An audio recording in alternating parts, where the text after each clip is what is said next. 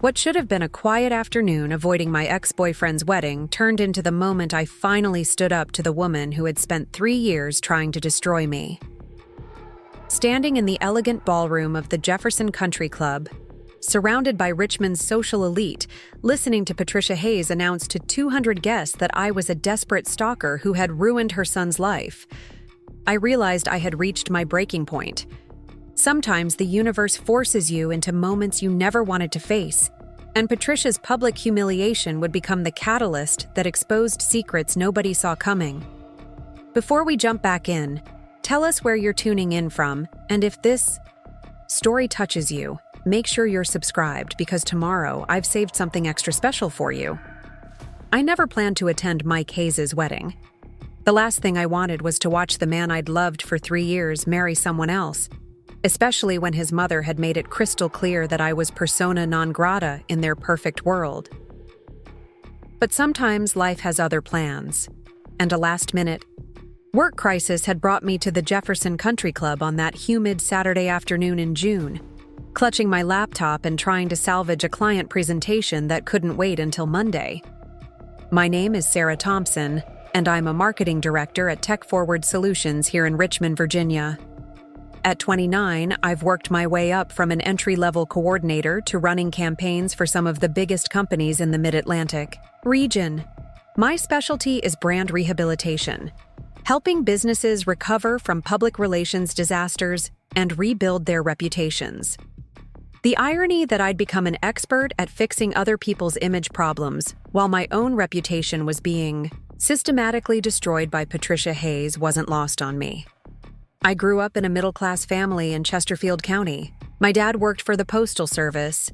My mom was a school secretary, and they taught me that success came from hard work, not from who your family knew or how much money your grandfather had left you. I put myself through Virginia Commonwealth University, graduated summa cum laude with a degree in marketing and communications, and landed my first job through pure determination and a portfolio that showcased genuine talent rather than family connections. The Hayes family represented everything I'd never had access to growing up. Old Richmond money, the kind that came with automatic acceptance into country clubs, charity boards, and social circles that had existed since before the Civil War.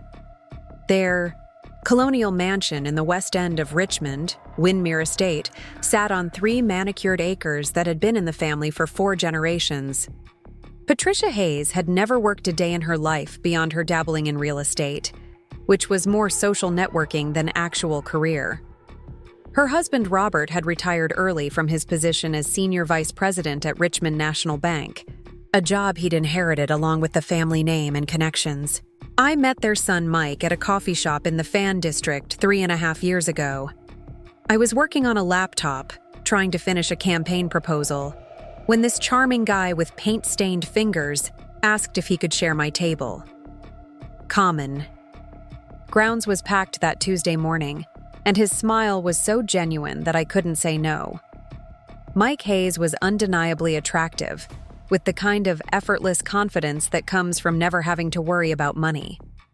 His dark hair was always slightly messy in an intentional way, and his green eyes held an artistic intensity that drew people in immediately. He was a freelance graphic designer and aspiring painter, working on what he called his breakthrough art series that would establish him as a serious contemporary artist. His work was actually quite good. Abstract pieces that captured emotion through color and texture in ways that spoke to something deeper than surface beauty. The problem was that Mike had the artistic temperament without the business sense, the creative vision without the practical skills to turn that vision into sustainable income. Our relationship developed quickly. Mike was unlike anyone I'd ever dated. Where the men in my professional circle were focused on quarterly earnings and career advancement, Mike talked about art and beauty and the importance of creating something meaningful. He'd show up at my apartment with flowers he'd picked from random gardens around the city, or surprise me with picnics in Maymont Park where he'd sketch while I worked on client proposals. There was something magnetic about his passion for his art. his complete dedication to creating something beautiful in a world that often felt consumed by profit margins and efficiency metrics. The first time he took me to meet his parents at Windmere Estate, I knew I was entering a different universe. The house was everything you'd expect from old Richmond money, filled with antique furniture that had been in the family for generations, oil paintings of stern-faced ancestors, and the kind of understated elegance that quietly announced wealth without being vulgar about it. Patricia Hayes greeted me with the kind of smile that never reached her eyes, the practiced expression of someone who had perfected the art of polite condescension.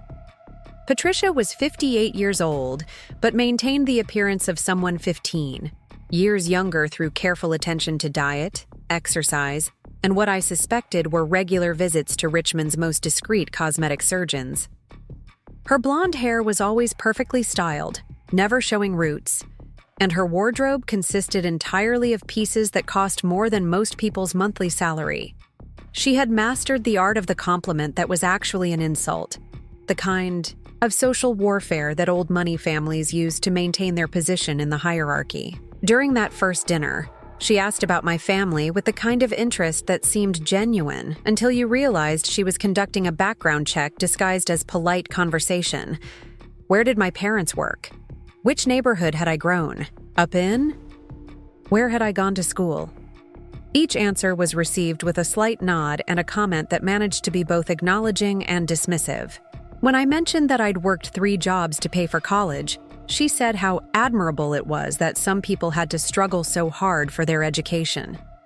Mike seemed oblivious to his mother's subtle hostility.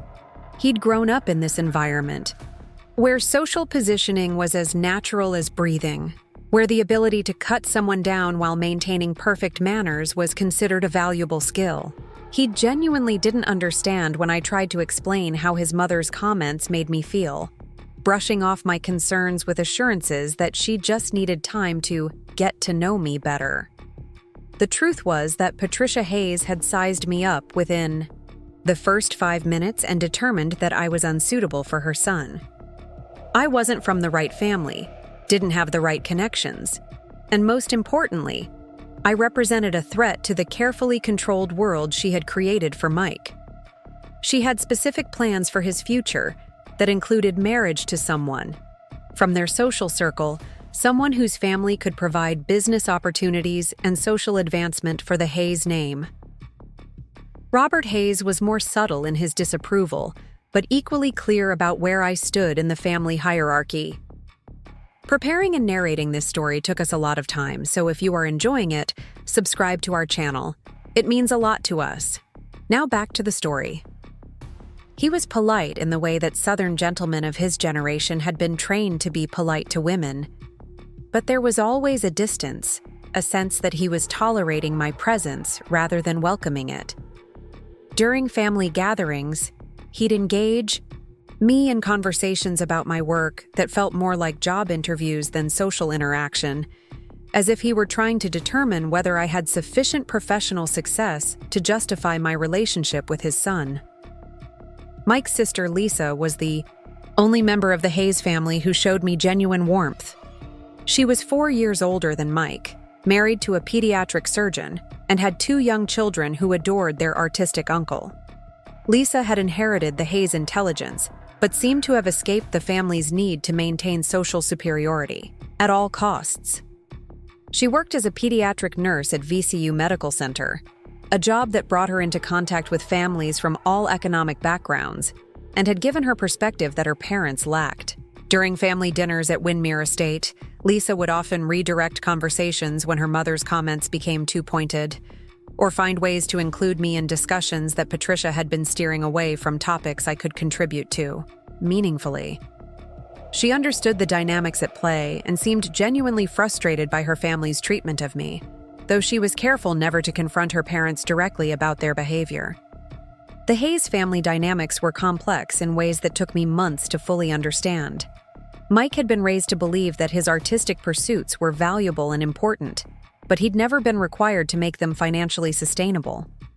His parents had always provided a safety net that allowed him to focus on his creativity, without worrying about practical concerns like rent, groceries, or health insurance. This support came with strings attached, expectations about his behavior and choices that were never explicitly stated but were understood by everyone involved.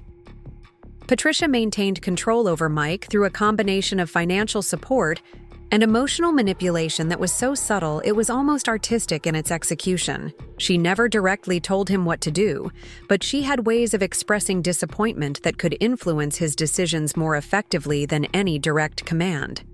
When he made choices she disapproved of, the financial support would become less reliable, forcing him to reconsider his position. My relationship with Mike deepened over our first year together despite his family's obvious disapproval. He was genuinely talented, not just as an artist, but as a person who could find beauty and meaning in everyday moments. He'd notice details that other people missed, like the way morning light fell across my kitchen table, or how my face changed when I was concentrating on a difficult project. He had a gift for making ordinary moments feel special, for finding adventure in simple activities like walking through Hollywood Cemetery or exploring the murals in the Fan District. The problems in our relationship weren't with Mike himself, but with the external pressures that surrounded him. Patricia's disapproval created a constant undercurrent of tension that affected every aspect of our time together. Family gatherings became exercises in endurance, social events where I had to constantly prove myself worthy of acceptance that would never come. Mike would defend me when his mother's comments became too obvious to ignore, but he never addressed the underlying issue of her fundamental opposition to our relationship. The financial dynamics were particularly complex. Mike's art was beginning to gain recognition in Richmond's growing arts community. He'd had several pieces selected for group shows, and there was interest from gallery owners who specialized in contemporary work by local artists. But the art world operates on timelines that don't align with monthly rent payments, and Mike struggled with the practical aspects of building a sustainable career. I found myself gradually taking on more financial responsibility in our relationship, not because Mike asked me to, but because I could see the stress that money problems caused him, and I had the means to help. I was earning a good salary at TechForward Solutions, and my lifestyle was modest enough that I had discretionary income available. It started small, picking up dinner checks when we went out, buying groceries when I stayed at his apartment, covering his portion of weekend trips we took together. Mike lived in a converted warehouse space in the arts district that functioned as both his apartment and his studio. The rent was $1,800 a month, which was reasonable for the space but challenging for someone whose income from freelance graphic design work was inconsistent. When he started missing payments and facing eviction notices, I began contributing to his rent without making it feel like charity. I'd frame it as investment in his art, or as my contribution since I was spending so much time at his place anyway. The financial support escalated gradually over the course of our relationship. Mike's art supplies were expensive, especially the high-quality materials he needed for pieces he hoped to sell. Canvas, paints, brushes, and framing costs could easily run $500 a month when he was working on a series. I started covering these expenses as gifts, telling myself that I was investing in his talent and his future success. The emotional toll of constantly navigating Patricia's hostility began affecting my own mental health and professional performance. I found myself second-guessing decisions I would normally make confidently, wondering if my judgment was clouded by the constant criticism I faced in Mike's family circle. The stress manifested in physical symptoms, headaches, and insomnia that I tried to manage without acknowledging their source. Mike seemed genuinely unaware of the extent to which his mother's behavior was affecting me. He'd grown up in an environment where Patricia's subtle cruelties were normal family interaction, and he'd developed coping mechanisms that involved ignoring or minimizing conflicts rather than addressing them directly. When I tried to discuss specific incidents or patterns of behavior, he'd acknowledge that his mother could be difficult, but would then pivot to talking about her positive qualities or explaining the pressures she faced as someone concerned about her family's future. The breaking point came during Mike's 28th birthday celebration at Windermere Estate. Patricia had planned an elaborate dinner party that included several families from their social circle, people I'd met briefly at previous events but who clearly considered me an outsider. The guest list was obviously curated to exclude anyone who might be naturally sympathetic to me, creating an environment where Patricia's subtle hostilities could flourish without opposition. During the dinner, Patricia made a toast that ostensibly honored Mike's artistic achievements, but was actually a carefully crafted message about the importance of choosing life partners who could support and enhance one's goals, rather than creating obstacles or distractions. She spoke about the sacrifices that artists must make to achieve greatness, and the need to surround oneself with people who understood and shared one's vision for the future. The other guests nodded approvingly at Patricia's words, clearly understanding the subtext even if Mike seemed oblivious to it. I sat there feeling completely isolated, realizing that this wasn't just about one woman's disapproval of her son's girlfriend, but about an entire social system that was designed to exclude people like me and protect people like them.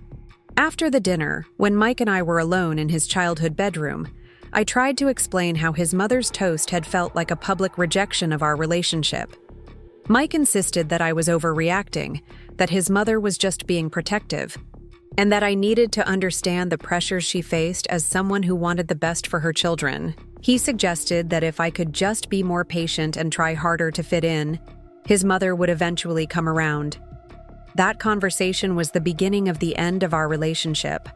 I realized that Mike was never going to choose me over his family's approval, and that I was exhausting myself trying to prove my worth to people who had decided I was unworthy before they'd even gotten to know me. The relationship limped along for another 6 months, but the dynamic had fundamentally changed. I was no longer trying to build a future with Mike. I was just trying to figure out how to extract myself from a situation that was destroying my self-confidence and my sense of who I was as a person.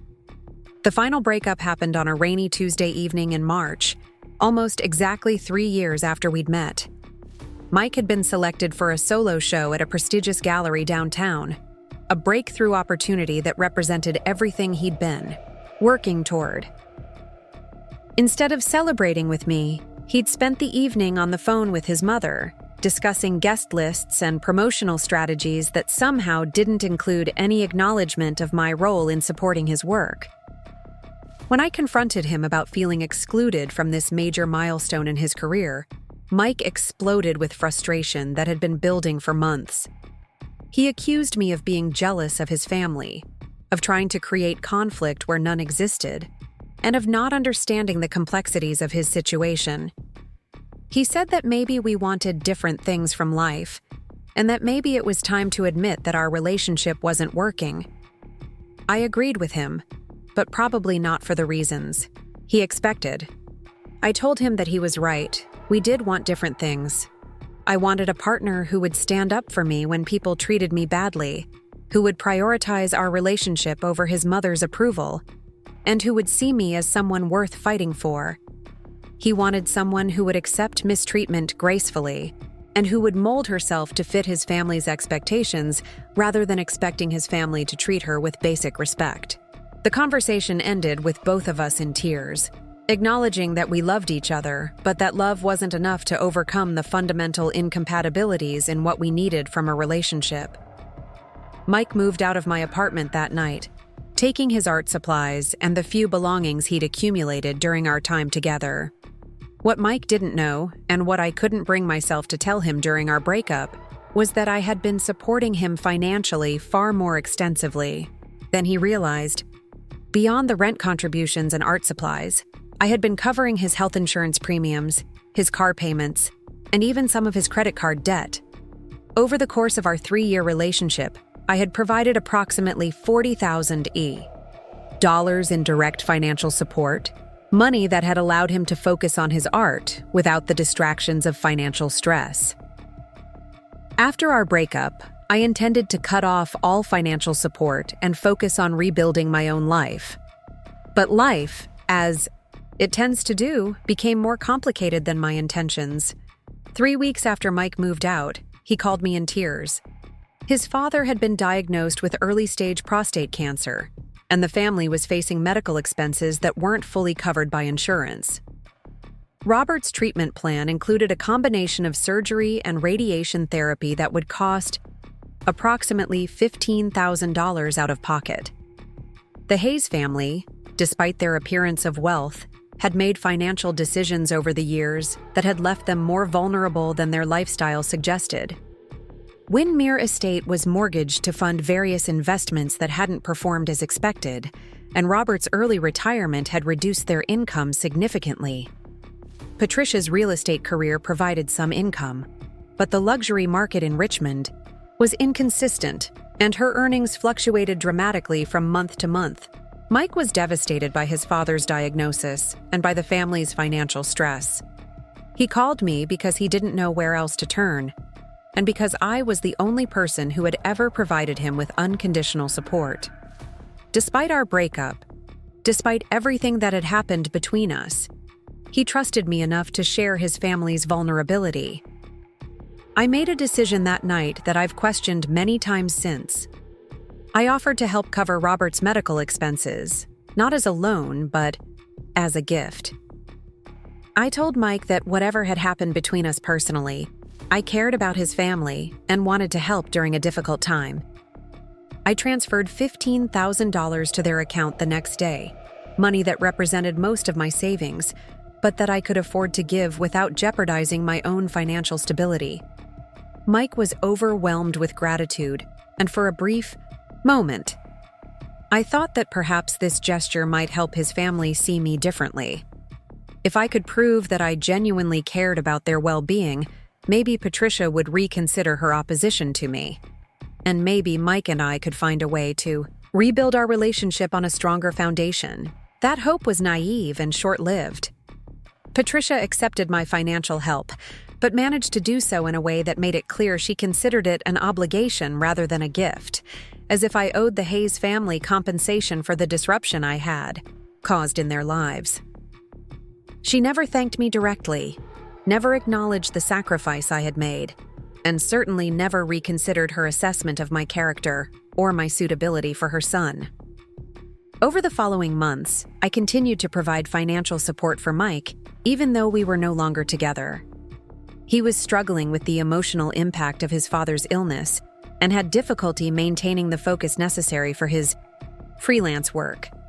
His art became darker and more introspective, reflecting his emotional state, but becoming less commercially viable. I continued paying his rent and covering his basic expenses because I could see that he was barely functioning, and I couldn't bear the thought of him facing eviction or financial crisis on top of everything else he was dealing with. The financial support became a secret that isolated me from my friends and family. Jessica, my best friend since college, knew that I was still in contact with Mike, but didn't understand the extent of my financial involvement. She had never liked Mike, primarily because she had witnessed how much his family's treatment had hurt me, and she was frustrated by my continued emotional investment in someone who had chosen his mother's approval over our relationship. I couldn't explain to Jessica that my support wasn't about trying to win Mike back or about harboring hope for reconciliation. It was about recognizing that someone I had loved was in genuine need, and I had the means to help. The fact that Mike had never stood up to his mother didn't erase the 3 years of good memories we had shared, or the fact that I genuinely cared about his well-being. The secrecy was emotionally exhausting. I was living a double life where my professional colleagues saw me as a successful, independent woman who had moved on from a relationship that hadn't worked out, while privately, I was sending monthly payments to support an ex-boyfriend whose family had never accepted me. I told myself that I was being generous and compassionate, but I knew that there was also something unhealthy about my inability to completely sever ties with someone who had hurt me so deeply. Mike's recovery from our breakup seemed to progress, more quickly than mine. Within 6 months, he was dating again, and within a year, he had entered into a serious relationship with Amanda Sinclair, an elementary school teacher he had met through mutual friends. Amanda was everything that I wasn't in terms of what Patricia Hayes wanted for her son. She came from a traditional Southern family, had attended the University of Richmond, and worked in a profession that Patricia considered appropriately feminine and non-threatening. Amanda was genuinely sweet, the kind of person who saw the best in everyone, and who would never challenge Patricia's authority or question the Hayes family dynamics. She was 26 years old, blonde, petite, and had the eyes-are kind of natural charm that made people want to protect her rather than compete with her. She and Mike seemed genuinely happy together, and I tried to convince myself that I was glad he had found someone who could give him the uncomplicated relationship that I never could. The engagement announcement came 18 months after Mike, and I had broken up. They had been dating for less than a year, but Patricia was clearly eager to secure Amanda as a daughter-in-law before anything could go wrong. The engagement party was held at Windermere Estate, and the guest list included everyone who mattered in Richmond's social hierarchy. I learned about the engagement through social media, seeing photos of Mike and Amanda surrounded by the same people, who had made me feel so unwelcome during our relationship. Throughout Mike's relationship with Amanda, I continued providing financial support that he carefully concealed from his new girlfriend and his family. He never asked for the money directly, but he would call when he was facing financial crises, sharing his stress and anxiety in ways that made it clear he needed help. I would transfer funds to his account, and he would accept them gratefully, but we both maintained the fiction that these were loans that he would eventually repay, rather than gifts that were subsidizing his lifestyle. The wedding planning process was elaborate and expensive, exactly the kind of celebration that Patricia had always envisioned for her son. The Jefferson Country Club had been booked 18 months in advance. The guest list exceeded 200 people, and every detail was being coordinated to create the perfect Richmond society wedding. Mike called me twice during the planning process, both times when he was overwhelmed by the costs and the pressure to create an event that would meet his mother's expectations. I knew that helping to fund Mike's wedding to another woman was probably the most psychologically unhealthy thing I had ever done, but I couldn't seem to stop myself. He was genuinely stressed about the financial pressures. Amanda's family was contributing what they could, but their resources were limited, and the Hayes family was expecting a celebration that exceeded their current means. When Mike shared his anxiety about disappointing Amanda and his family, I found myself offering to help with costs that he couldn't manage on his own. The total amount I contributed to Mike's wedding expenses was approximately $8,000, money that paid for upgraded catering, additional flowers, and the photography package that would create the perfect documentation of Patricia's triumph.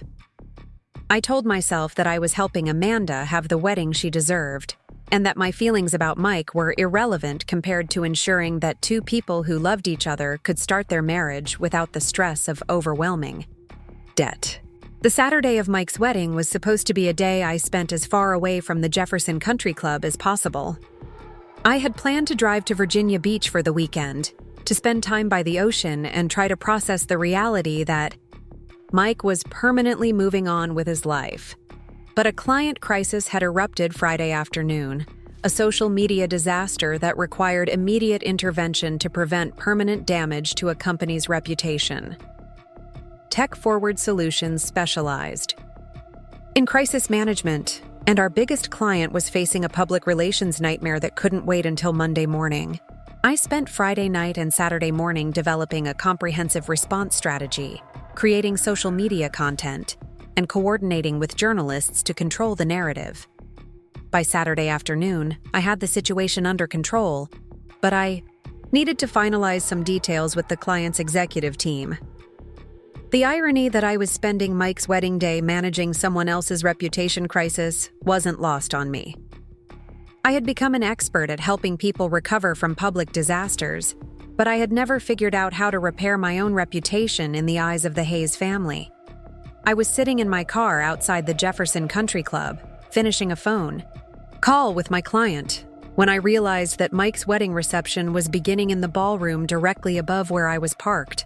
I should have driven away immediately. I should have finished my work somewhere else and left Mike to celebrate his new marriage without any reminders of his past relationship. But something kept me sitting in that parking lot, scrolling through the social media posts that wedding guests were already sharing, seeing photos of Mike and Amanda looking radiantly happy surrounded by everyone who had made it clear that I would never be welcome in their world. The phone call that changed everything came from David Chen, a financial advisor who had worked with the Hayes family for several years. David had been Robert's contact person during the medical crisis, helping to coordinate payments and insurance, claims related to his cancer treatment. He had become aware of my financial contributions to the family, and he had been growing increasingly uncomfortable with what he saw as my exploitation. David called me while I was sitting in the Jefferson Country Club parking lot, and his voice was tight with anger when he told me what he had just overheard. He had been inside the country club handling some last-minute payment issues related to the wedding expenses when he heard Patricia Hayes talking to a group of her friends about me. She was describing me as a pathetic woman who had been stalking her son since their breakup, making up stories about financial support to try to stay relevant in his life. According to David, Patricia had told her friends that I was delusional, that I had been spreading lies about helping the Hayes family financially, and that they had been forced to consider a restraining order to keep me away from Mike and Amanda. She had described me as unstable and vindictive, someone who couldn't accept rejection gracefully, and who was trying to disrupt Mike's happiness out of jealousy and spite. The conversation that David overheard was taking place in the country club's main lobby, where Patricia was holding court with some of Richmond's most influential women. These were the wives of business leaders, the chairwomen of major charities, the social arbiters who determined reputation and status in our community. Patricia's lies about me were being shared with people who had the power to affect my professional life and my social standing throughout Richmond. As David described what he had heard, something inside me snapped. For 3.5 years, I had endured Patricia Hayes' subtle cruelties and outright hostilities. I had accepted being treated as inferior, unwelcome, and unsuitable. I had allowed her to control the narrative about who I was and what I represented. Even after Mike and I broke up, I had continued to accept her characterization of me as someone who needed to be tolerated rather than respected. But hearing that she was now spreading lies about my mental health and my motivations, using my private generosity as evidence of instability and obsession, was more than I could bear. Patricia Hayes had taken my love for her son, my financial sacrifices for her family, and my dignified acceptance of their rejection, and she had twisted all of it into a narrative that painted me as a villain in the story of their lives. I thanked David for calling me, gathered my laptop and purse, and walked into the Jefferson Country Club with a clarity of purpose that I hadn't felt in years. I was done being Patricia Hayes' victim, done allowing her to control how people saw me, and done protecting people who had never shown me the same consideration. The wedding reception was in full swing when I entered the ballroom, and the scene was exactly what I had expected. Crystal chandeliers cast warm light over tables decorated with white roses and gold accents. Guests in formal attire were enjoying cocktails and celebrating the happy couple, and Patricia Hayes was holding court, near the head table, receiving congratulations on the beautiful wedding she had orchestrated for her son. I walked directly to where Patricia was standing, my professional confidence finally serving me in a personal situation. The marketing skills that had made me successful in crisis management were about to be applied to a crisis of my own, and Patricia Hayes was about to discover that the woman she had dismissed as inferior and insignificant was far more formidable than she had ever imagined.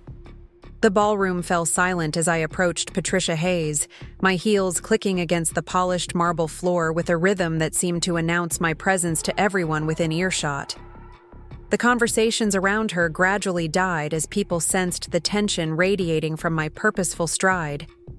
Patricia looked up from her circle of admirers, her perfectly applied smile faltering for just a moment before she regained her composure and fixed me with the kind of cold stare she had perfected over decades of social warfare. "Mrs. Hayes?" I said, my voice carrying clearly across the sudden quiet that had descended over our corner of the reception. I understand you've been sharing some interesting stories about me with your friends. Perhaps we should discuss the accuracy of those stories." Patricia's expression shifted through several emotions in rapid succession. Surprise at my unexpected appearance, irritation at the interruption of her social triumph, and then a calculated assessment of how to handle this unwelcome intrusion. She had spent years perfecting the art of making me feel small and insignificant.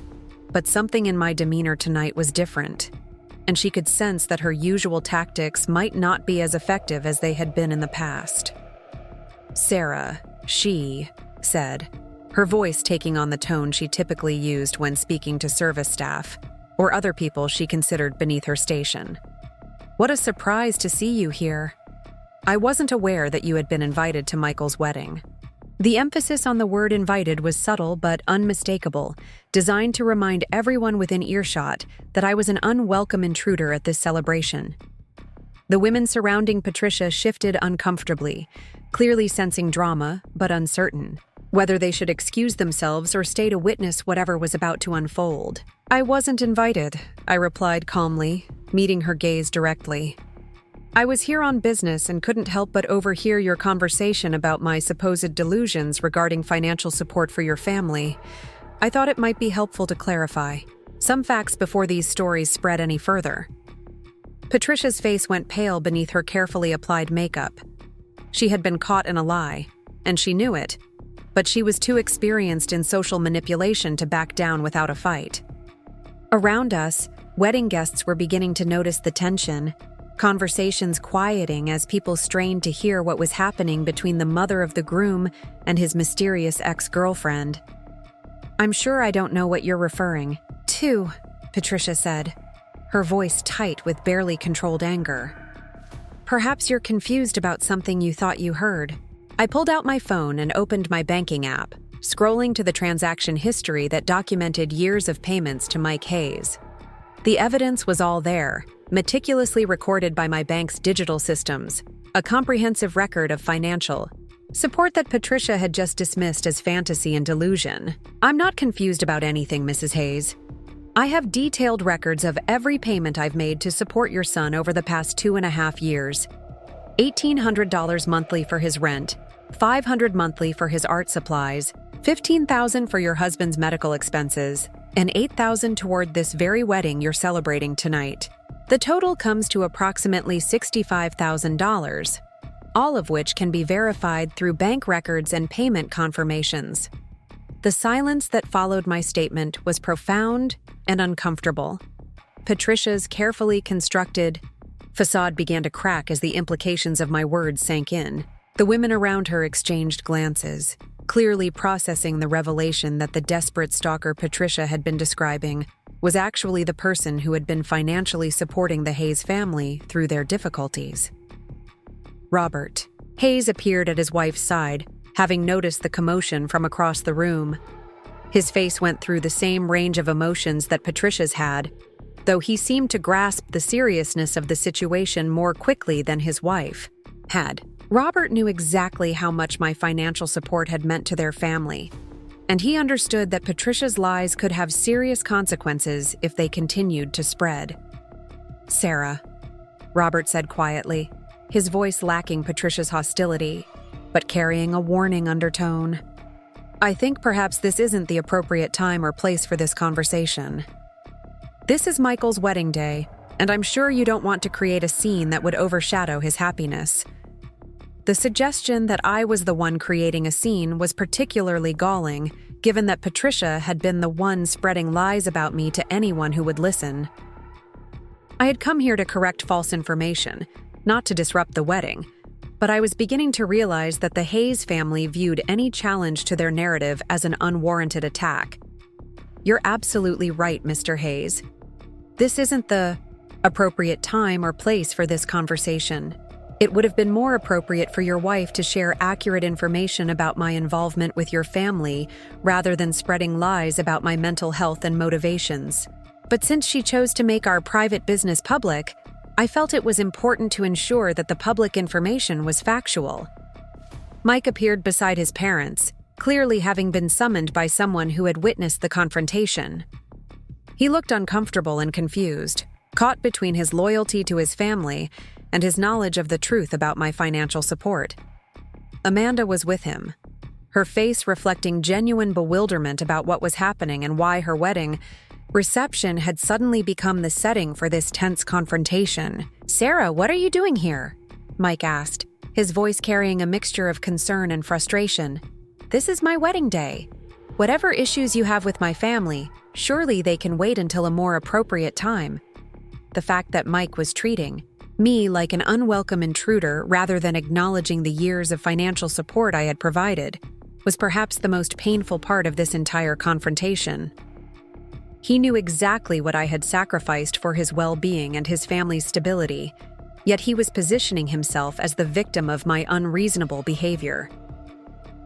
"I'm here because your mother has been telling people that I'm delusional and obsessed, that I've been making up stories about supporting your family financially. I thought it was important to correct those lies before they damaged my reputation further. I have no interest in disrupting your wedding, Mike, but I also can't allow false information about my character to spread unchallenged." Patricia stepped forward, her composure returning as she realized that she needed to regain control of the narrative. She had decades of experience in managing social situations, and she wasn't going to allow a confrontation with her son's ex-girlfriend to undermine her authority or her family's reputation. "I think there's been a misunderstanding," Patricia said, her voice taking on the reasonable tone she used when she wanted to appear gracious while maintaining her position. "Sarah has been very generous to our family, and we've always been grateful for her support. If I gave anyone the impression that her contributions weren't real or appreciated, that was certainly not my intention." The attempt to reframe the situation was masterful but transparent. Patricia was trying to transform her malicious lies into an innocent misunderstanding, to suggest that any offense I had taken was the result of my own misinterpretation rather than her deliberate deception. It was exactly the kind of manipulation she had used throughout our relationship to make me question my own perceptions and reactions.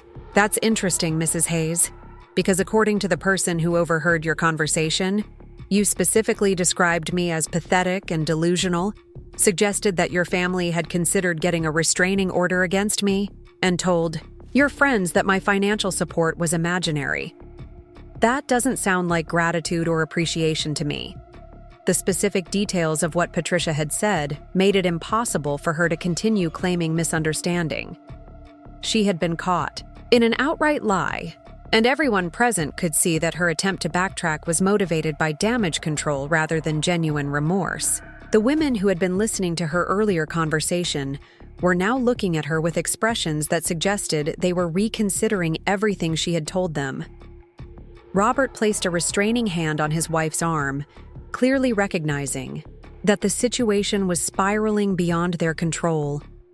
He understood that Patricia's lies had created a public relations disaster that could have lasting consequences for their family's reputation in Richmond's social circles. The truth about my financial support was embarrassing enough, but being caught in deliberate lies about it was far worse.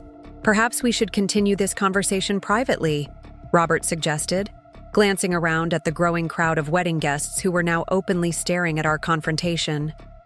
"This is neither the time nor the place for family disagreements, and I'm sure we can resolve any misunderstandings without creating further disruption."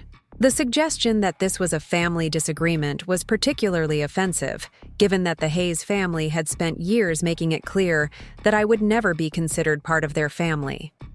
Now that my financial support had become public knowledge, they were suddenly interested in treating me with the respect they had always withheld, but their motivation was clearly damage control rather than genuine recognition of my contributions. Jessica Collins appeared at my side, having somehow learned about the confrontation and rushed to the country club to support me.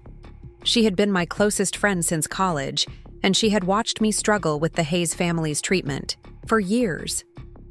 Jessica was a CPA with her own successful practice, and she had always been frustrated by my willingness to accept disrespect from people who were benefiting from my generosity. "Sarah," Jessica said quietly, placing a supportive hand on my arm, "are you okay?" I got your text about being here and thought you might need backup. I hadn't sent Jessica any text, which meant that someone else had contacted her about the situation. Looking around the room, I realized that several people were holding their phones, and it occurred to me that this confrontation was probably being recorded and shared on social media in real time. The Hayes family's desire to keep this conversation private was already too late. The story was spreading beyond the controlled environment of the country club. "I'm fine, Jess," I replied, grateful for her presence but aware that her arrival had escalated the situation further. I was just correcting some misinformation that Mrs. Hayes had been sharing about my relationship with their family. Patricia's face was now visibly flushed with anger and embarrassment.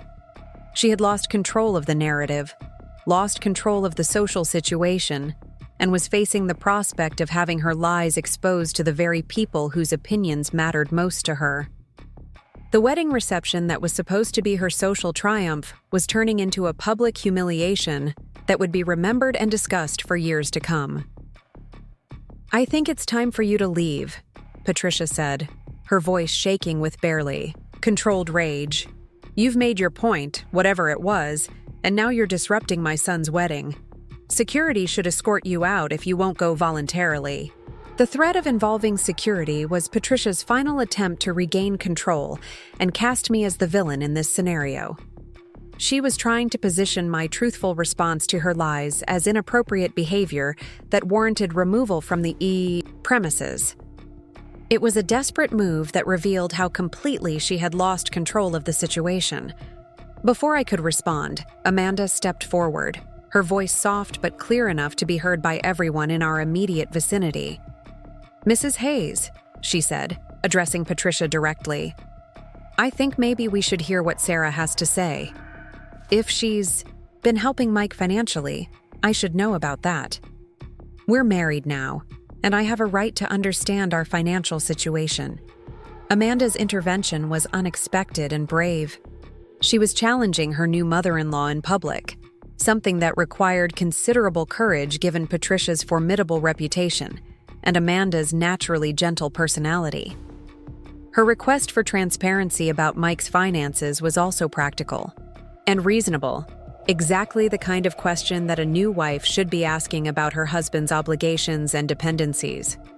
Mike looked stricken, caught between his wife's reasonable request for information and his family's desperate desire to end this confrontation without further revelations. He had kept the extent of my financial support secret from Amanda, probably hoping that our arrangement would end naturally after the wedding without her ever needing to know about it. "Amanda," Mike said carefully, "we can discuss this later, privately. This isn't the right time or place for financial conversations.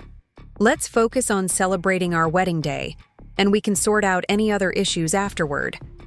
But Amanda wasn't backing down, and her gentle persistence was more effective than any aggressive confrontation could have been.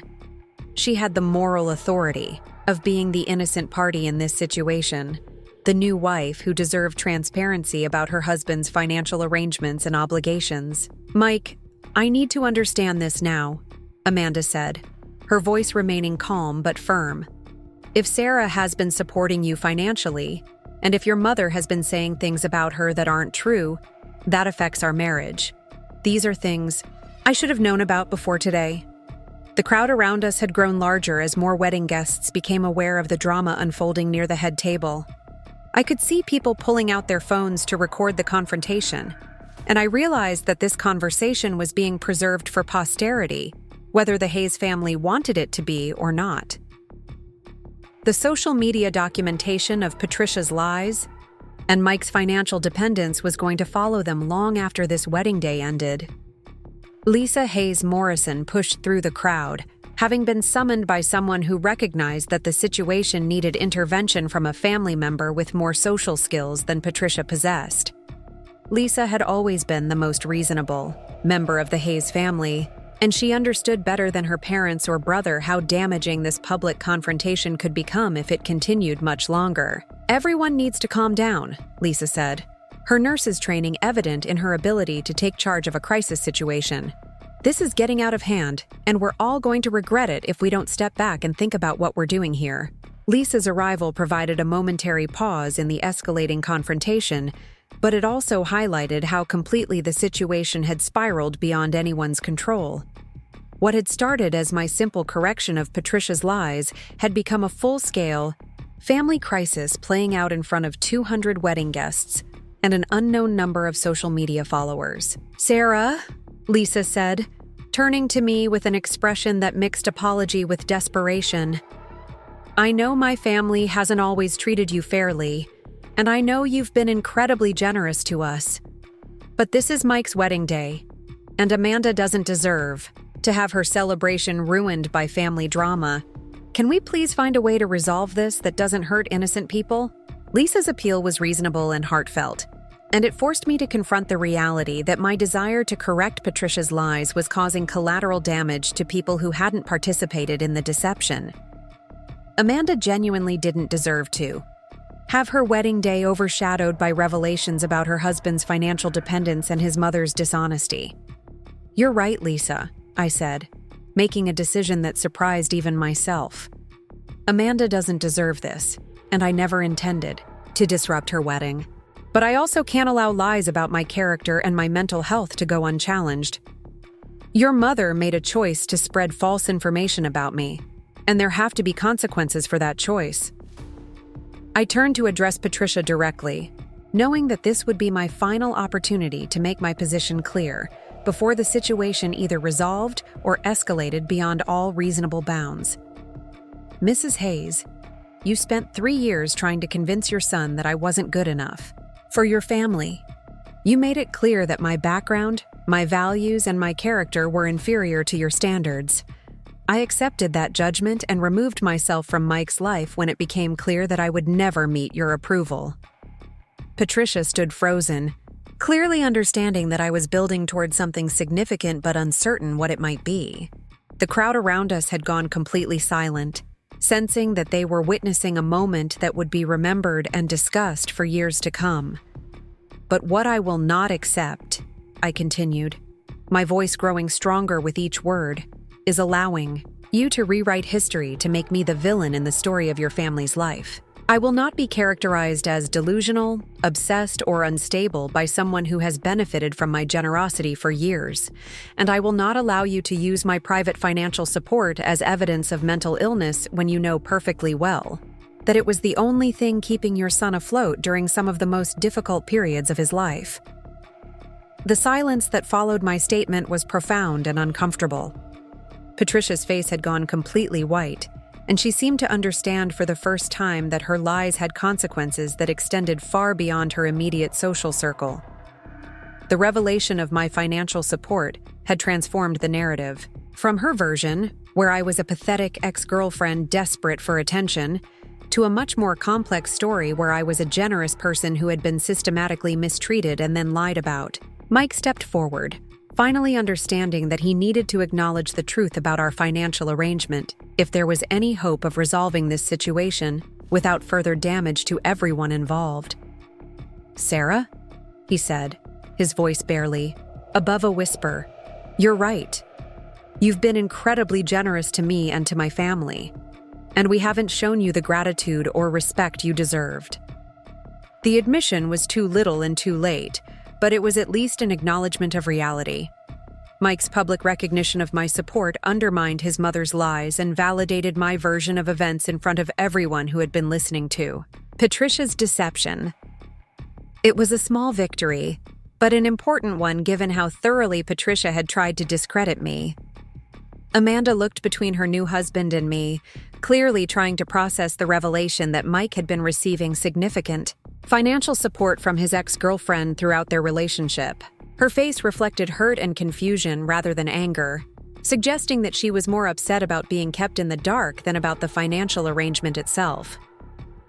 "Mike," Amanda said softly, "why didn't you tell me about this? I thought we were being honest with each other about everything.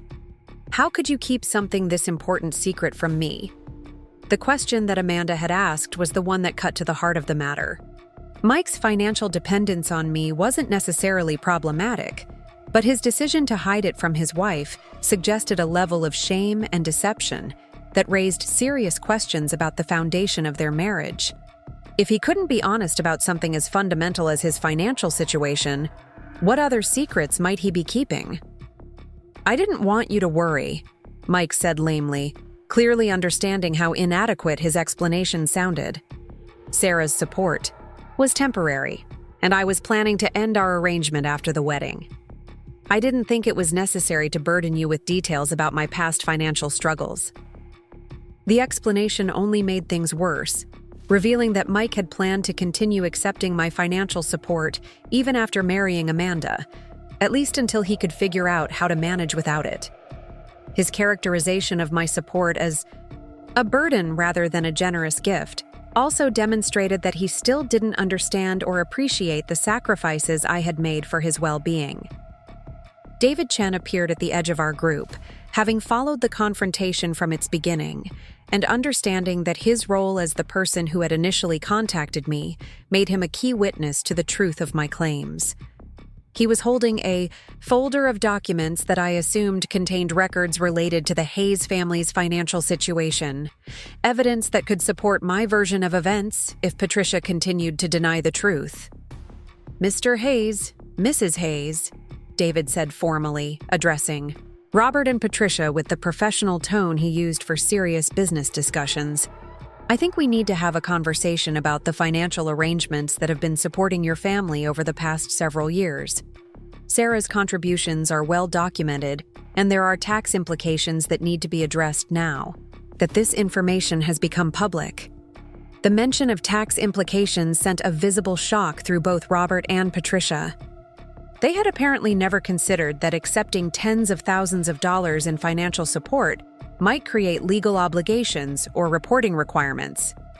David's arrival and his suggestion that there were official consequences to their financial arrangements added a new dimension of seriousness to the confrontation. "This is neither the time nor the place," Robert said quickly, clearly understanding that any discussion of legal or tax issues would only make the public nature of this confrontation more damaging. "We can address any business matters privately and appropriately."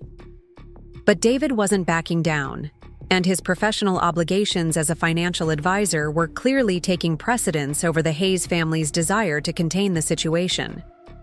"Actually, Mr. Hayes, given the amounts involved and the length of time over which they were provided, there are disclosure requirements that may have been overlooked. Sarah's generosity may have created obligations that your family needs to address immediately. The revelation that my financial support might have legal or tax consequences was news to me as well, but David's expertise in financial matters gave his warnings considerable credibility. The Hayes family was facing the possibility that their acceptance of my support had created official obligations that they had failed to meet, adding potential legal problems to their already significant social embarrassment. Patricia finally found her voice, though it was shaky and uncertain compared to her earlier authoritative tone. "This has gone far enough," she said, looking around at the crowd of wedding guests who were openly staring at our group. "Whatever financial arrangements existed between Sarah and our family are private matters that don't concern anyone else here." But that wasn't true anymore, and everyone present understood that Patricia's lies had made the private matter public. She had chosen to characterize my support as delusional fantasy, and that characterization had forced me to provide evidence that contradicted her version of events. The privacy that she now wanted to claim had been forfeited when she decided to spread lies about my mental health and motivations. "Mrs.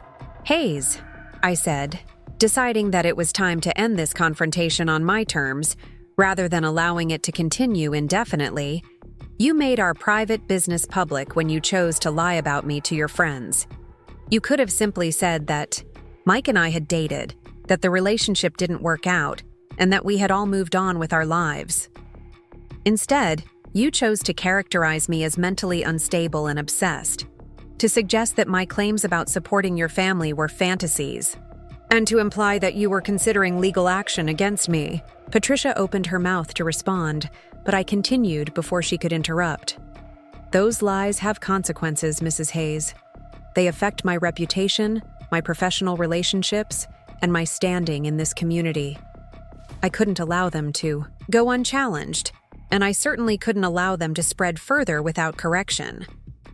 The crowd around us had grown to include what seemed like half the wedding reception, and I realized that this confrontation had become the primary entertainment of the evening.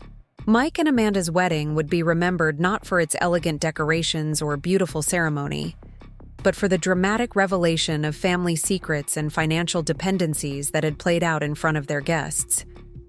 "I think it's time for me to leave," I said, making the decision that would allow the Hayes family to salvage what remained of their celebration. "I've said what I came here to say, and I have no interest in causing further disruption to Mike and Amanda's wedding day." As I turned to go, Amanda stepped forward, her voice stopping me before I could walk away. "Sarah," she said, her tone gentle but determined, "I want to thank you for everything you've done for Mike and his family. I don't understand why no one told me about your support, but I'm grateful that you helped the person I love when he needed it." Amanda's gracious response was completely unexpected and deeply moving. She had every right to be angry about being kept in the dark about Mike's financial situation, every reason to resent the ex-girlfriend who had been secretly supporting her husband, but instead, she was expressing gratitude and recognition for my sacrifices. The contrast between Amanda's generous response and Patricia's malicious lies was stark and obvious to everyone present. The new daughter-in-law was demonstrating more grace and maturity than the family matriarch, and that comparison was not lost on the wedding guests who had witnessed the entire confrontation. "Thank you, Amanda," I replied, genuinely touched by her kindness. "I hope you and Mike will be very happy together. You deserve a marriage built on honesty and mutual respect, and I hope you'll insist on that foundation going forward." As I walked away from the confrontation, followed by Jessica and trailed by the stares of 200 wedding guests, I realized that something fundamental had shifted in my relationship with the Hayes family, and in my understanding of my own worth and dignity. For 3.5 years, I had accepted Patricia's judgment that I was inferior and unsuitable, that my background and character were somehow deficient compared to their family standards. Tonight, I had finally rejected that judgment and insisted on my own version of truth and reality. I had refused to allow Patricia's lies to go unchallenged, and I had forced the Hayes family to acknowledge the extent of my generosity and their dependence on my support. It wasn't the confrontation I had planned or wanted, but it was perhaps the confrontation that I had needed to have for my own self-respect and dignity. The parking lot of the Jefferson Country Club was quiet compared to the chaos I had left behind in the ballroom. Jessica walked beside me in supportive silence, understanding that I needed time to process what had just happened and what it might mean for my future relationships with the Hayes family and with the broader Richmond community that had witnessed our confrontation. My phone was already buzzing with notifications, text messages, and social media alerts that suggested the confrontation was being discussed and shared beyond the immediate audience of wedding guests. The story of the ex-girlfriend who had been secretly supporting her former boyfriend's family while being characterized as mentally unstable was apparently compelling enough to generate significant online interest. As I sat in my car, trying to decide what to do next, I realized that tonight's confrontation was probably just the beginning of a much larger reckoning. The Hayes family would need to address the legal and tax implications of accepting my financial support.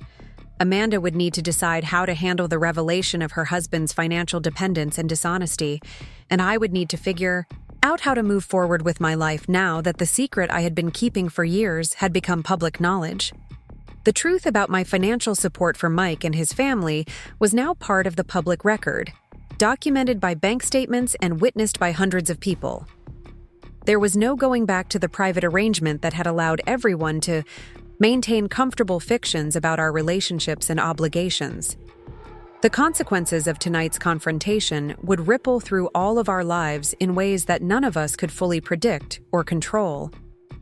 The drive home from the Jefferson Country Club gave me time to process what had just happened, but it also allowed the full weight of the evening's events to settle on my shoulders.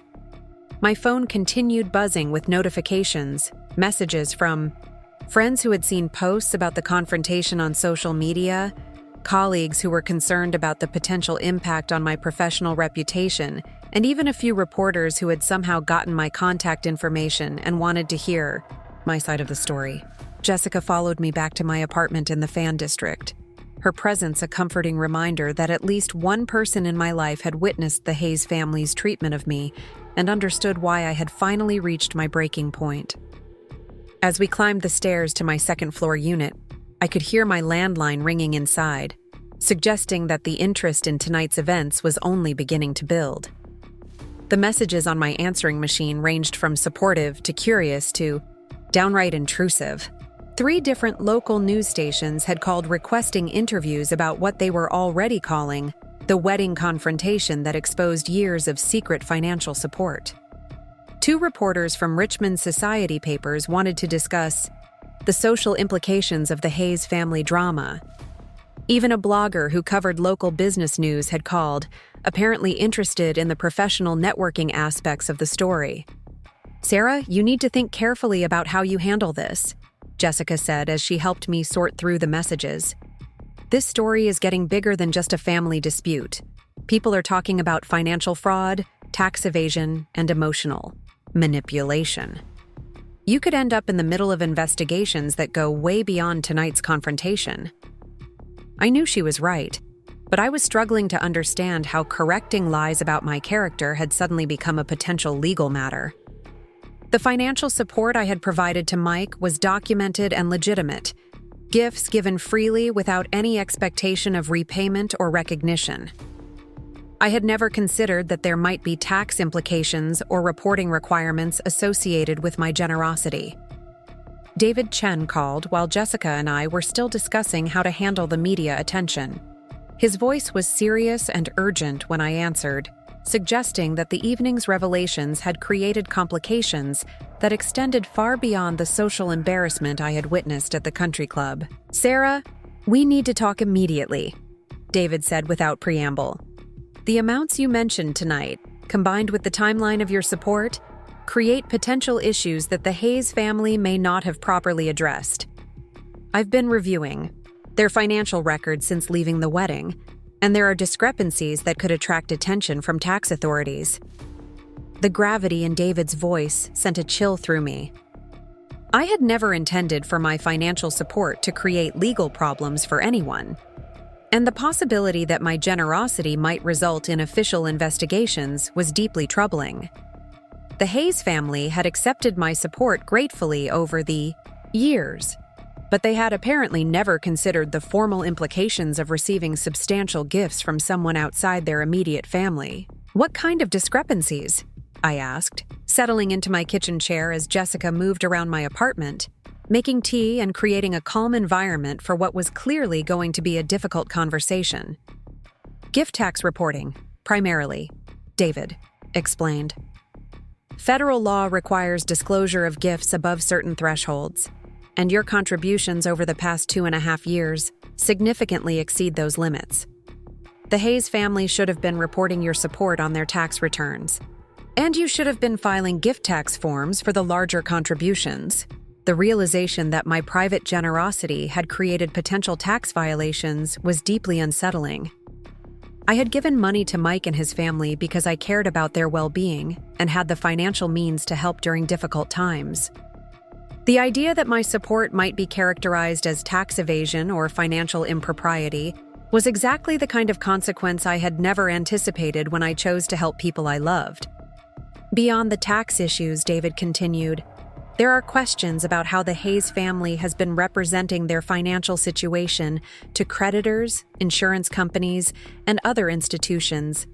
If they've been claiming financial hardship while receiving substantial support from you, that could constitute fraud, depending on the specific circumstances." The conversation with David lasted nearly an hour, as he walked me through the potential legal implications of the financial arrangement that I had considered a private matter between people who cared about each other. By the time we hung up, I understood that tonight's confrontation had triggered a chain of events that could result in official investigations, legal proceedings, and consequences that would affect everyone involved for years to come. Jessica, stayed with me until nearly midnight, helping me draft a statement that could be shared with reporters if necessary while avoiding language that might create additional legal exposure. The challenge was explaining my motivations and actions in a way that was truthful and complete, without admitting to tax violations or other potential improprieties that I was only beginning to understand. The next morning brought a flood of new developments that confirmed David's warnings about the expanding scope of the situation. The Richmond Times-Dispatch had published a brief article about the wedding confrontation, focusing on the social aspects of the drama but mentioning the financial revelations that had emerged during the public argument. The article included quotes from wedding guests who had witnessed the confrontation, and their descriptions of the evening's events were largely accurate and surprisingly sympathetic to my position.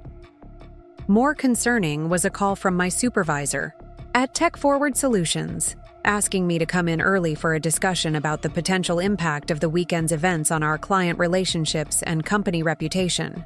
Marketing and public relations firms depend heavily on their employees' credibility and professional standing, and any controversy that affects team members can have serious implications for business relationships and client confidence.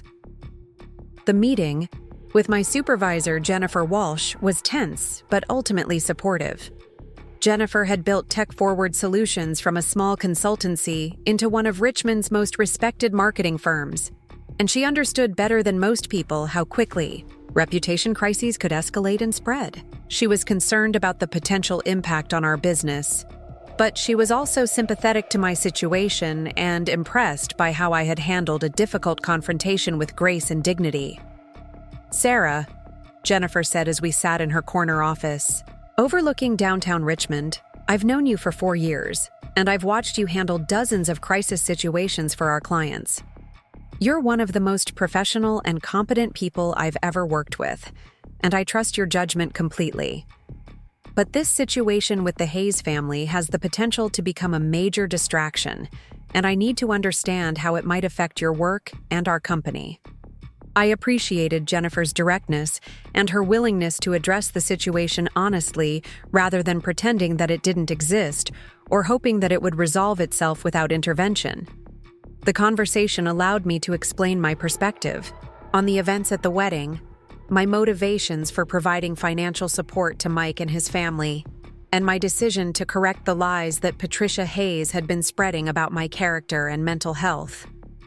Jennifer listened carefully to my explanation, occasionally asking clarifying questions that helped her understand the timeline of events and the relationships involved.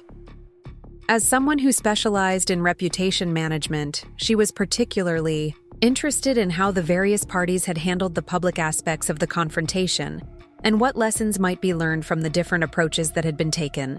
"From a professional standpoint," Jennifer concluded, "you handled this situation exactly as I would hope any of our team members would handle a crisis.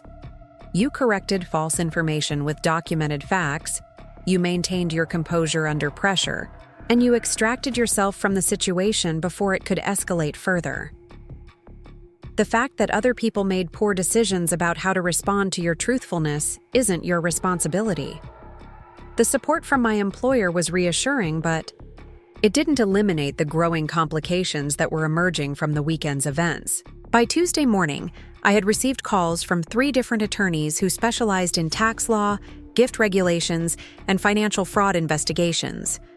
None of them were suggesting that I had done anything wrong, but they were all recommending that I seek legal representation to protect myself if official investigations were initiated.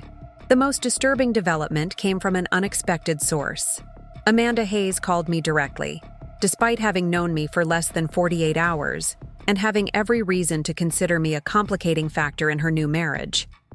Her voice was soft and hesitant when I answered, but there was an underlying strength that suggested she had thought carefully about what she wanted to say. "Sarah, I hope you don't mind me calling," Amanda said. "I got your number from Mike, and I wanted to talk to you about what happened at the wedding. There are things I'm learning about my husband's financial situation that I never knew, and I think I need your help to understand what's been going on." The request for help from Mike's new wife was both touching and concerning. Amanda seemed to be discovering that her husband had kept significant secrets from her, and she was reaching out to his ex-girlfriend for information that should have been provided by Mike himself. The situation suggested that the problems in the Hayes family extended far beyond the lies that Patricia had told about me. Amanda and I agreed to meet at a neutral location, a coffee shop in Carytown that was far enough from both our neighborhoods to provide privacy for what was likely to be a sensitive conversation. When I arrived, I found Amanda sitting in a corner booth, looking much younger and more vulnerable than she had appeared at her wedding. Her eyes were red-rimmed, suggesting that she had been crying, and her usual cheerful demeanor had been replaced by an expression of confused hurt. "Thank you for meeting me," Amanda said as I sat down across from her. "I know this must be awkward for you, talking to Mike's wife about his ex-girlfriend's financial support. But I don't know who else to ask about this, and I'm not getting honest answers from Mike or his family." The conversation that followed was one of the most difficult I had ever experienced. Amanda had spent the days since her wedding trying to understand the full extent of Mike's financial dependence on me, and her discoveries had been deeply troubling. Mike had initially minimized the scope of my support, characterizing it as occasional help with rent or art supplies rather than the comprehensive financial assistance that had actually sustained his lifestyle for years. Amanda's investigation into their joint finances had revealed the true extent of Mike's financial instability. His freelance income was sporadic and insufficient to cover his basic expenses. His credit card debt was substantial and growing, and he had no savings or emergency fund to provide security for their new household. Without my support, Mike would have been facing eviction, bankruptcy, or dependence on his parents' financial assistance. The most painful revelation for Amanda was Mike's dishonesty about the timeline of our financial arrangement. He had told her that my support had ended when our relationship ended, but Amanda's review of bank records showed that payments had continued throughout their entire courtship and engagement. Mike had been accepting money from his ex-girlfriend while promising his future wife that his financial struggles were behind him. "I don't understand how he could lie to me about something this important," Amanda said, her voice breaking with emotion. "We talked about money before we got married. I asked specifically about debts and obligations, and he told me everything was fine. How could he keep something this big secret from me?" I found myself in the unexpected position of defending Mike's character while acknowledging his failures. "He's not a bad person, Amanda," I said carefully. "He's just someone who has never learned to handle financial responsibility or difficult conversations. His family has always protected him from consequences, and I think he genuinely believed that he could figure out how to manage without my support without ever having to tell you about it." Amanda's next question was the one I had been dreading since she had called to request this meeting. "Sarah," she said, looking directly into my eyes, "why did you keep supporting him after your relationship ended? I need to understand your motivations, because Mike thinks you were trying to keep him dependent on you so he couldn't move on with his life." The accusation that I had been manipulating Mike through financial support was deeply hurtful, particularly because it suggested that my generosity had been motivated by selfish desires rather than genuine care for his well-being. The implication that I had been trying to prevent Mike from finding happiness with someone else was exactly the kind of characterization that Patricia Hayes had been promoting, and hearing it repeated by Amanda was particularly painful. "That's not true," I replied, trying to keep my voice steady despite the emotional impact of the accusation. I continued supporting Mike because I could see that he was struggling, and I had the financial means to help. When his father was diagnosed with cancer, when he was facing eviction, when he couldn't afford the art supplies he needed for his work, I helped because it was the right thing to do, not because I wanted to control him or prevent him from moving on. Amanda studied my face carefully, clearly trying to determine whether my explanation was truthful or whether I was providing a sanitized version of more complex motivations. Her training as an elementary school teacher had probably given her considerable experience in detecting when people were being less than completely honest, and I could see her applying those skills to our conversation.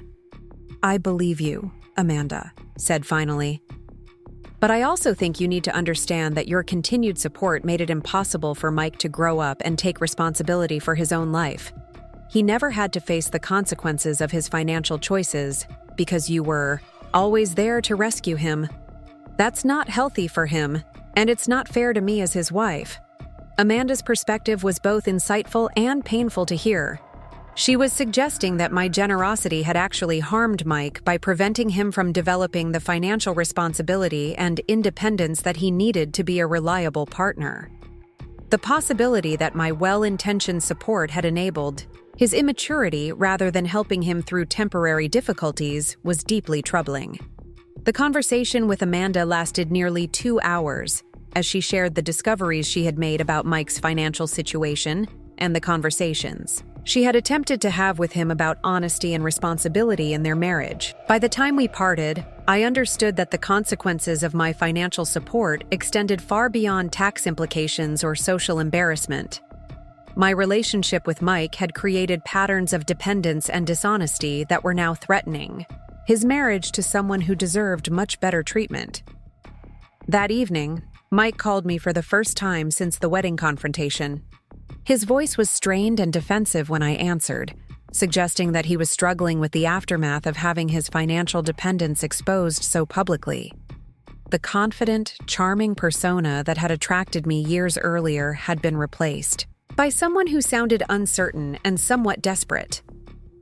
"Sarah, we need to talk about what happened at the wedding," Mike said without preamble. "The whole situation has gotten completely out of hand, and I think we need to figure out how to manage the damage before it gets worse."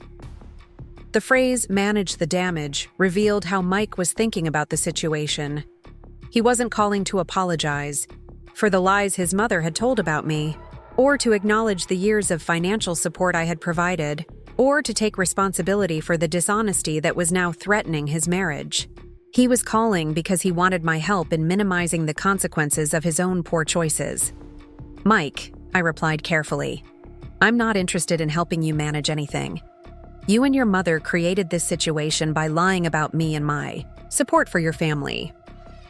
The damage you're referring to is the natural consequence of those choices, and it's not my responsibility to help you avoid facing those consequences." Mike's response was exactly what I should have expected based on our 3-year relationship and his behavior at the wedding. Instead of accepting responsibility for his role in creating the current crisis, he became defensive and began trying to shift blame to me for my decision to correct his mother's lies publicly, rather than allowing them to continue unchallenged. "You didn't have to embarrass my entire family in front of 200 people, Mike said, his voice rising with frustration. "You could have handled this privately, or you could have just ignored what my mother said instead of turning my wedding into a public spectacle. Amanda is furious with me. My parents are facing potential legal problems, and our whole family reputation is destroyed." The conversation with Mike lasted nearly an hour, but it accomplished nothing beyond confirming that he still didn't understand why his behavior and his family's treatment of me had been problematic. He continued to characterize my public correction of his mother's lies as an overreaction, and he seemed genuinely bewildered by my refusal to help him manage the consequences of his own dishonesty. By Wednesday morning, the situation had attracted the attention of local news outlets beyond the society pages and gossip columns. An investigative reporter from Channel 12 had contacted David Chen about the potential tax implications of unreported gift income, and her preliminary research had revealed that the Hayes family's situation might be part of a broader pattern of wealthy families failing to properly report financial assistance from friends and relatives. The reporter, Catherine Mills, had built a reputation for exposing financial irregularities among Richmond's social elite, and she was particularly interested in cases where prominent families had received undisclosed support while maintaining appearances of independent wealth. Her investigation into the Hayes family's financial records was revealing discrepancies that extended far beyond my contributions to their household expenses.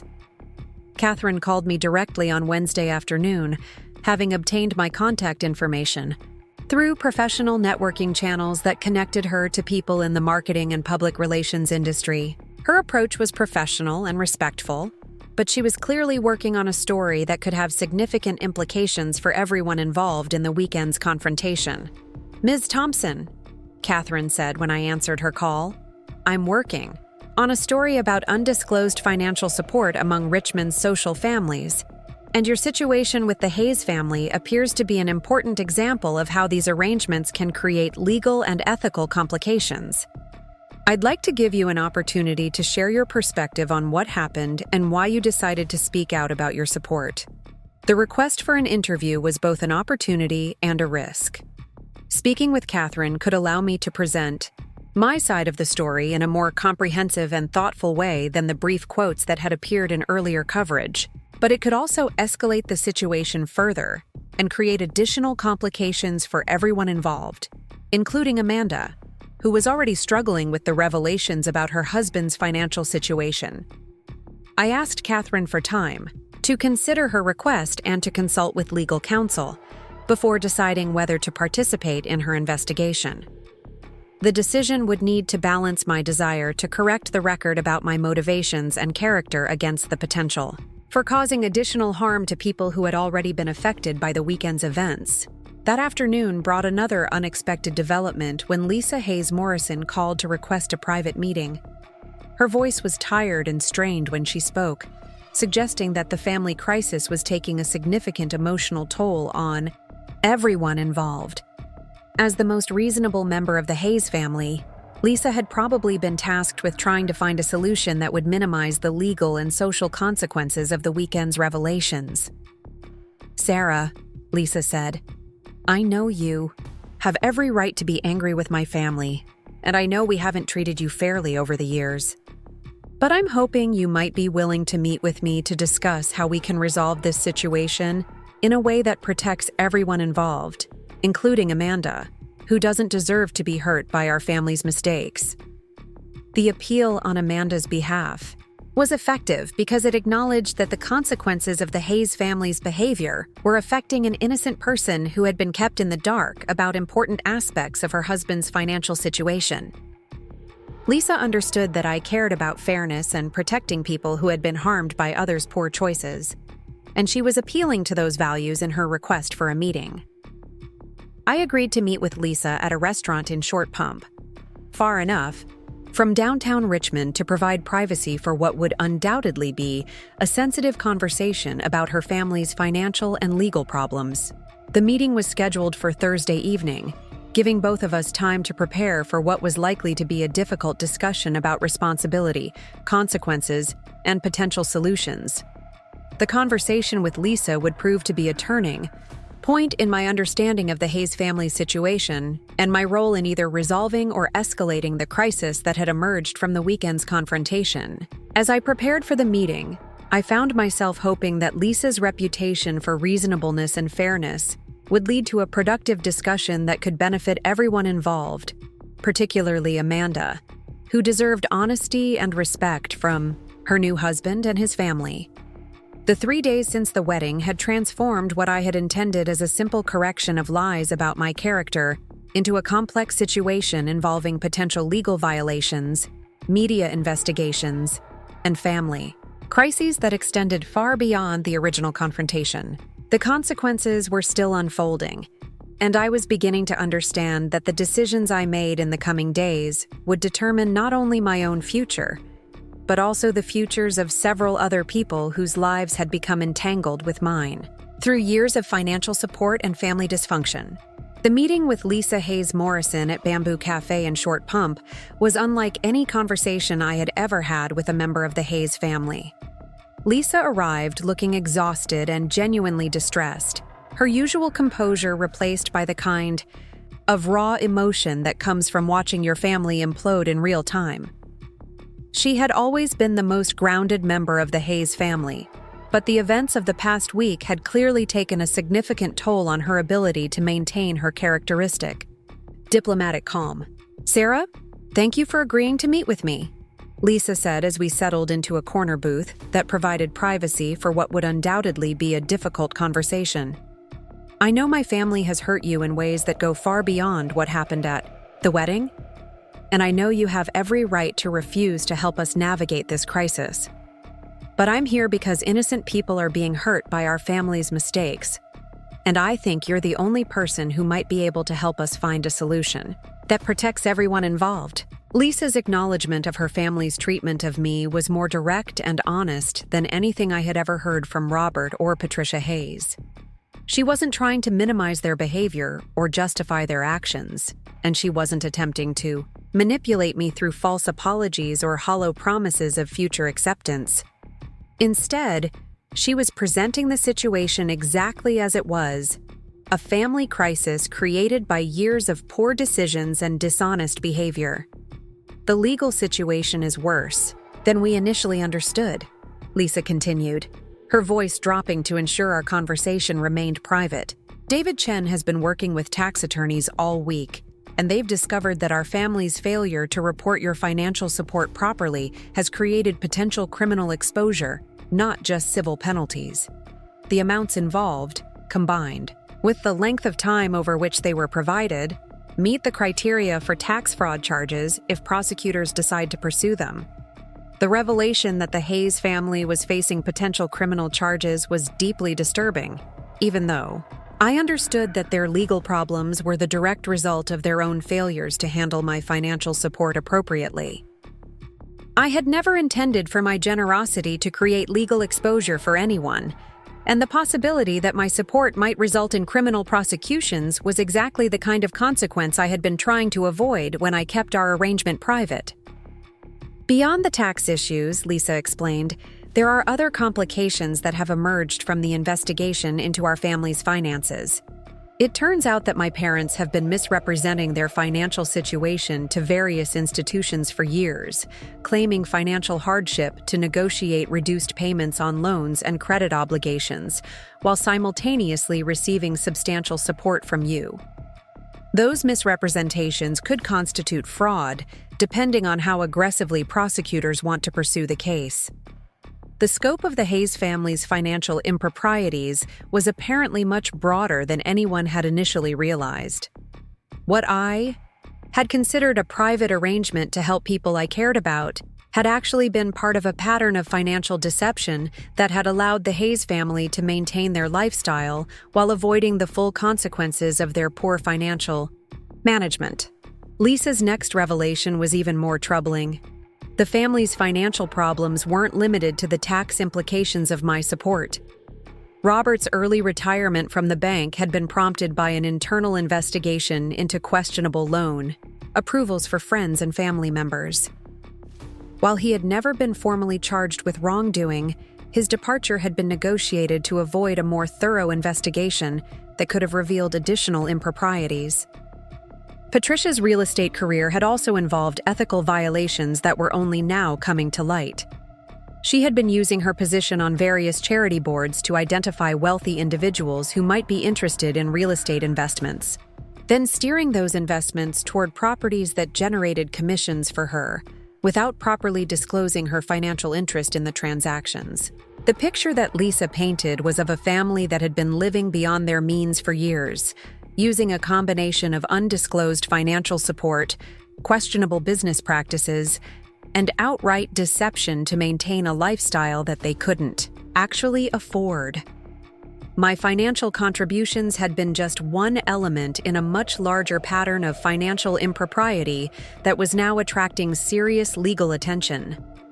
"Sarah," Lisa said, her voice heavy with exhaustion and regret, "I need you to understand that I'm not here to ask you to lie or cover up anything that has happened. What I'm asking is whether you might be willing to work with prosecutors and tax authorities to help them understand the full scope of what occurred and to ensure that the people who are most responsible for creating this situation face appropriate consequences." The request was both reasonable and concerning.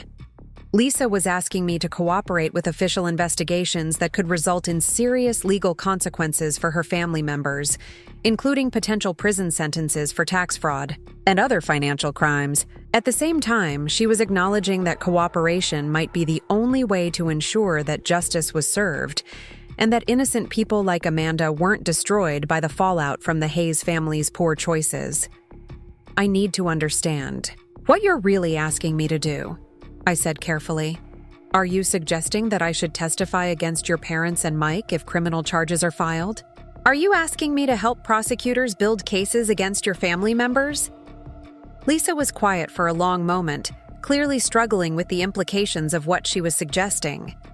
When she finally spoke, her voice was barely above a whisper, and I could see tears forming in her eyes as she grappled with the reality of her family's situation. I'm asking you to tell the truth about what happened, regardless of who it helps or hurts, Lisa said finally.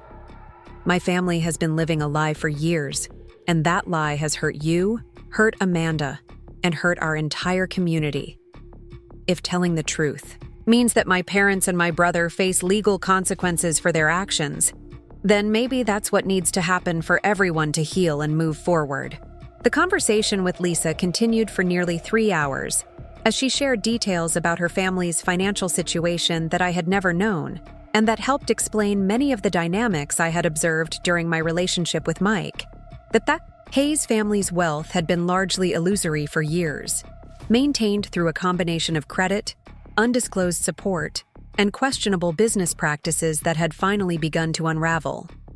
More importantly, Lisa revealed that Amanda had been asking much more difficult questions about Mike's financial situation and his relationship with his family than I had realized.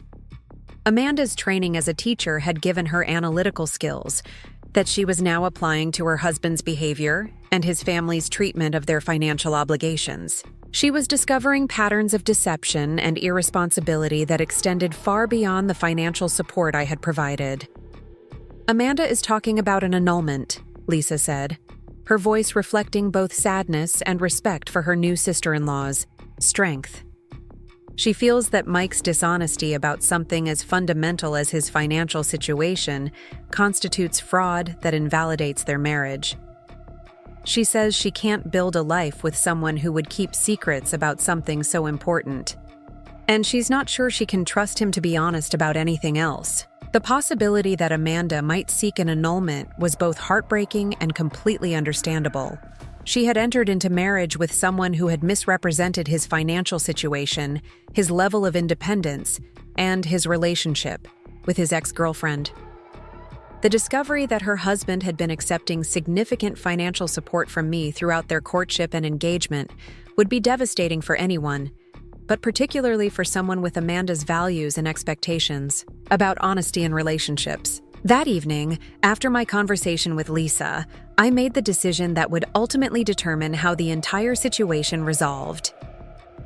I called Catherine Mills, the investigative reporter who had been researching the Hayes family's financial situation, and agreed to participate in her investigation.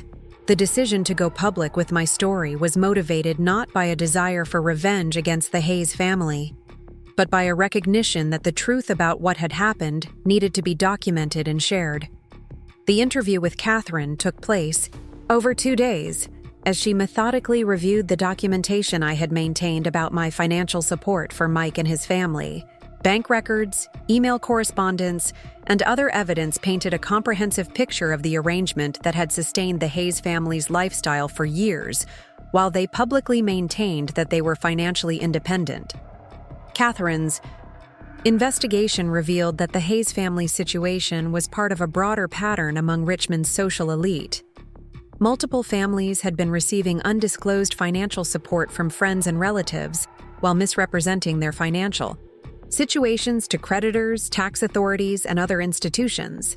The practice was apparently widespread enough to warrant a comprehensive investigation by federal authorities. The article that Catherine published was thorough, factual, and devastating in its implications for the Hayes family and others who had engaged in similar practices. She had verified every detail of my account through independent sources and had uncovered additional evidence of financial impropriety that I had been unaware of. The story ran on the front page of the Richmond Times-Dispatch and was picked up by media outlets throughout Virginia and beyond. Public reaction to the story was swift and largely sympathetic to my position. Social media responses praised my courage in speaking out about financial abuse and manipulation, and many people shared their own stories of being taken advantage by friends or family members who had exploited their generosity. The narrative that emerged positioned me not as a vindictive ex-girlfriend, but as someone who had been systematically manipulated and then lied about when she finally chose to speak out. The Hayes family's response to the article was predictably defensive and increasingly desperate. Patricia issued a statement through an attorney claiming that I had misrepresented the nature of our financial arrangement, and that her family had been the victims of my obsessive behavior. But the documentary evidence that Catherine had reviewed made Patricia's claims obviously false, and her continued lies only strengthened public support for my position. Mike's response was perhaps the most pathetic aspect of the entire situation. He called me repeatedly after the article was published, alternating between angry accusations that I had destroyed his family and tearful pleas for me to retract my statements and help him rebuild his reputation. His complete inability to accept responsibility for his role in creating the crisis was both infuriating and sadly typical of his character. The most significant development came when Amanda Hayes filed for an annulment of her marriage, citing Mike's material misrepresentation of his financial situation and his relationship with his ex-girlfriend. Her legal filing was accompanied by a public statement that praised my courage in exposing the truth and acknowledged that my financial support had allowed Mike to misrepresent his level of independence and financial stability. Amanda's statement was gracious and powerful, thanking me for my years of support for someone she had loved, while also making it clear that she could not remain married to someone who had deceived her about such fundamental aspects of his life. Her decision to end the marriage sent a clear message that there were consequences for dishonesty and manipulation, even when those behaviors had been enabled by family wealth and social position. The legal consequences for the Hayes family were swift and severe. Federal prosecutors filed charges against Robert and Patricia Hayes for tax fraud, conspiracy to defraud financial institutions, and money laundering related to their misrepresentation of income and assets. Mike was charged with filing false tax returns and conspiracy to commit fraud, though his charges were less severe than those faced by his parents. The criminal cases attracted significant media attention, particularly because they highlighted the ways that wealthy families could manipulate financial systems while ordinary people faced severe consequences for much smaller violations. The Hayes family became a symbol of privilege and entitlement, and their legal troubles were followed closely by both local and national media outlets. Lisa Hayes Morrison was not charged with any crimes, having cooperated fully with investigators, and having maintained her own financial independence throughout the period when her family was engaging in fraudulent behavior. Her cooperation with prosecutors was crucial in building the cases against her parents and brother, and her willingness to testify about her family's financial practices demonstrated a level of integrity that distinguished her from the rest of the Hayes family. The trial proceedings were lengthy and complex, involving testimony from dozens of witnesses and examination of thousands of financial documents. I testified about my financial support for Mike and his family, providing detailed accounts of how the arrangement had developed and how it had been concealed from creditors and tax authorities. My testimony was factual and unemotional, focused on documenting what had occurred rather than expressing opinions about the Hayes family's character or motivations. The jury deliberated for less than 6 hours before returning guilty verdicts on all major charges against Robert, Patricia, and Mike Hayes. The speed of their decision suggested that the evidence of financial fraud and deception had been overwhelming, and that the Hayes family's attempts to justify their behavior had been unsuccessful. The sentencing phase of the proceedings revealed the full extent of the Hayes family's financial crimes and their impact on the broader community. Robert Hayes was sentenced to 4 years in federal prison and ordered to pay nearly $2 million in restitution to financial institutions that had been defrauded. Patricia Hayes received a 3-year sentence and was ordered to pay substantial fines and restitution related to her real estate fraud schemes. Mike's sentence was 18 months in federal prison, followed by 3 years of probation and community service requirements. The judge noted that while Mike had been less involved in the financial planning that created the fraudulent schemes, his willingness to accept and conceal financial support while misrepresenting his situation to creditors, and his wife demonstrated a pattern of dishonesty that warranted punishment. The Windermere estate and most of the Hayes family's assets were seized to pay restitution and fines, effectively ending their position in Richmond's social hierarchy. The family that had once been pillars of the community became cautionary examples of how privilege and entitlement could lead to criminal behavior and personal destruction. 6 months after the Hayes family's convictions, I received an unexpected letter from Mike, written from the federal correctional facility where he was serving his sentence. The letter was unlike any communication I had ever received from him, lacking the self-pity and blame-shifting that had characterized his previous attempts to contact me after the wedding confrontation. In the letter, Mike acknowledged that his family's treatment of me had been wrong, and that his own behavior had been selfish and dishonest. He thanked me for the years of financial support I had provided and apologized for the way that support had been concealed and misrepresented.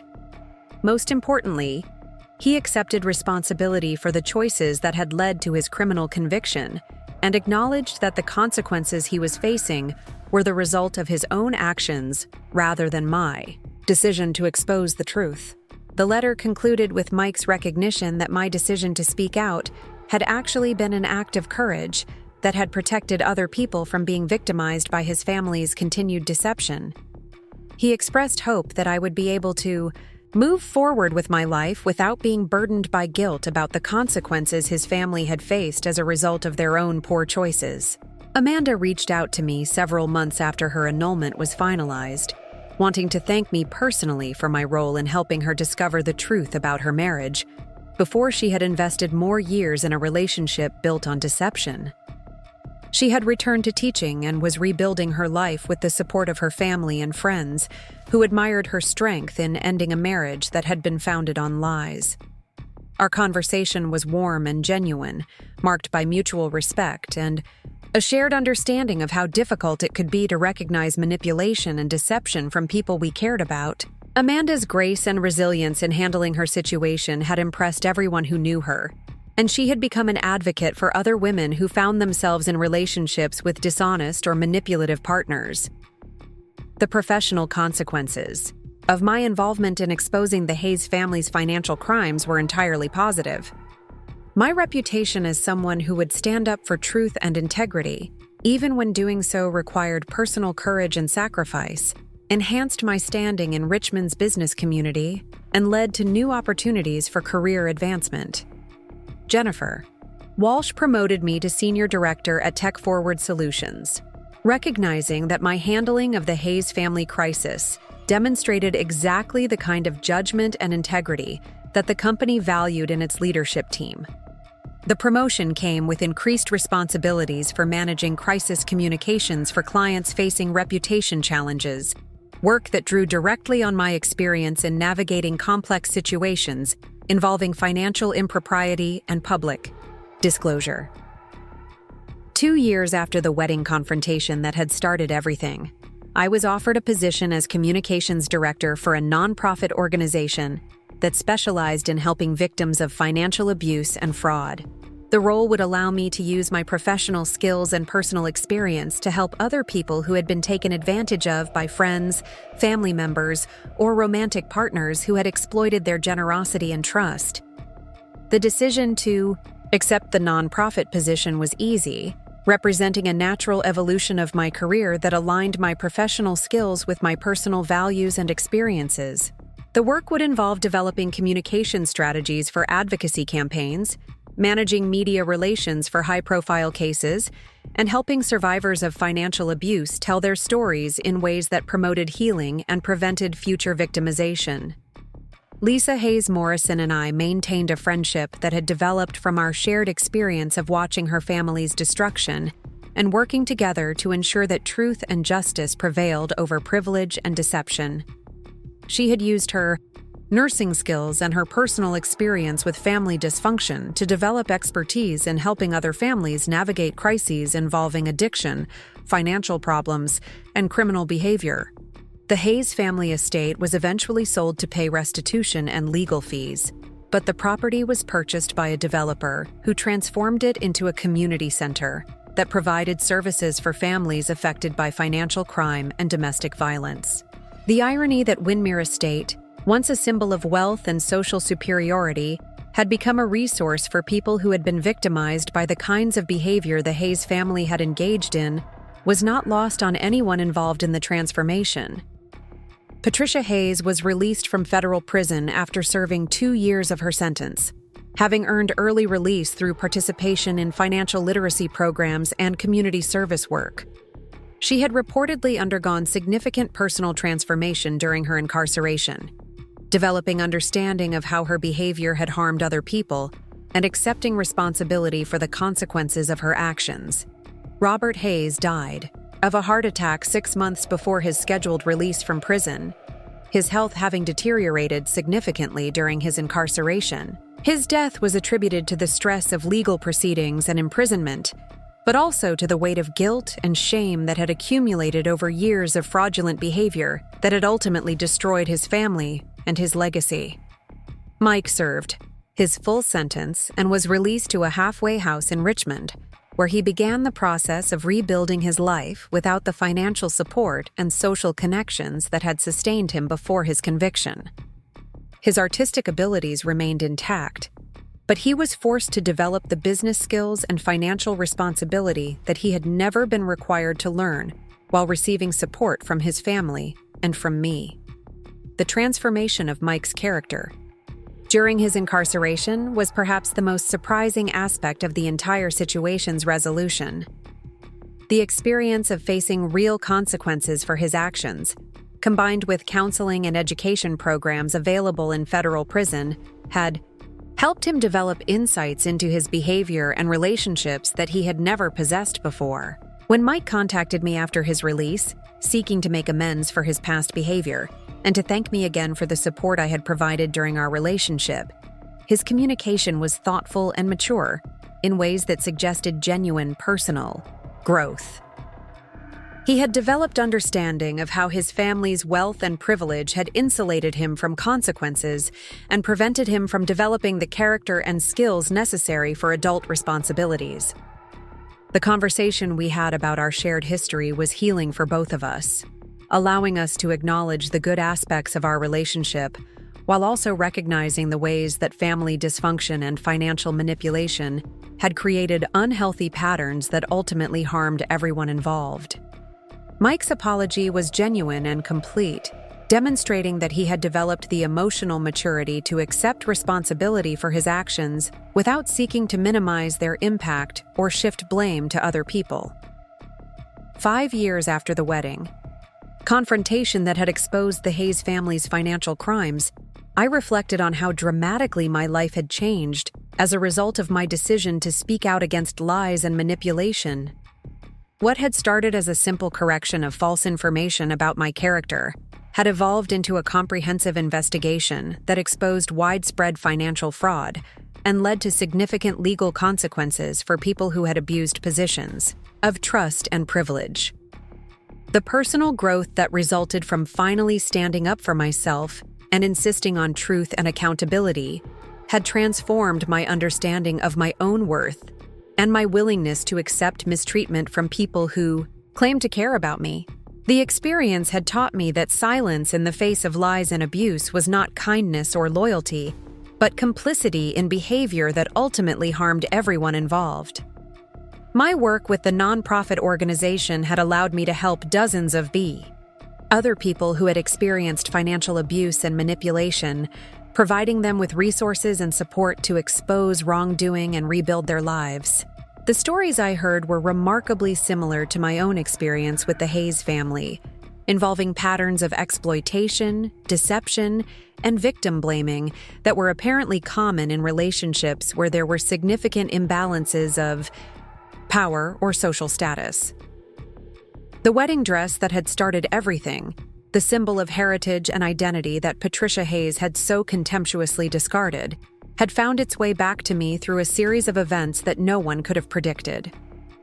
Amanda had discovered it among Mike's possessions after their annulment, and had returned it to me with a note expressing her understanding of its significance and her hope that I would find happiness with someone who truly valued what I represented. The dress now hangs in my closet, not as a reminder of a wedding that never happened, but as a symbol of the strength and authenticity that had ultimately allowed me to overcome manipulation and deception. It represents the heritage and values that no one can take away, and the recognition that my worth is not determined by other people's approval or acceptance. Sometimes the universe forces us into moments we never wanted to face, moments that test our courage and our commitment to truth and justice. The wedding confrontation that exposed years of lies and financial crimes was one of those moments for me, a catalyst that transformed not just my own life, but the lives of everyone involved in ways that none of us could have anticipated. The lesson I learned from the entire experience was that silence in the face of wrongdoing is not protection, it's complicity. Standing up for truth and integrity, even when doing so requires personal courage and sacrifice, is not just about protecting yourself. It's about protecting everyone who might be harmed by allowing lies and manipulation to continue unchallenged.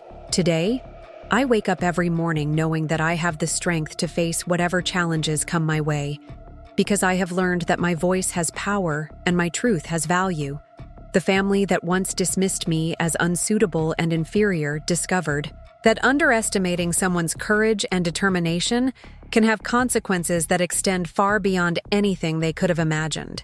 The wedding that was supposed to celebrate Mike's new beginning instead became the end of his family's legacy of privilege and deception, and the woman they had tried to silence and discredit became the voice that ensured truth and justice prevailed over wealth and social status.